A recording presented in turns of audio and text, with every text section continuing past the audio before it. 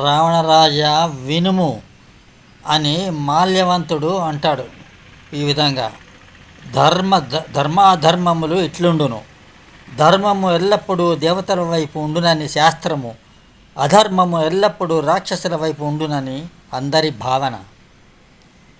4 పాదముల ధర్మము కృతయుగమున నున్నది.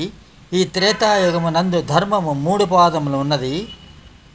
రాబో యుగము రాబో యుగములలో ధర్మము క్షీణించుటకు ఆస్కారములు కలవు, అధర్మములు యుగమేలును. కావున రావణరాజా, నీవు అధర్మములను ప్రోత్సహించుచున్నావు, ధర్మములను కాలరాయిచున్నావు. నీవు పరాయి స్త్రీని మోహించుట నేరము, అధర్మము. అందును సీతమ్మ సాక్షాత్ మహాలక్ష్మి, అందును శ్రీరాముని భార్య. శ్రీరాముని నీవు యుద్ధములో గెలవజాలవు. ఓ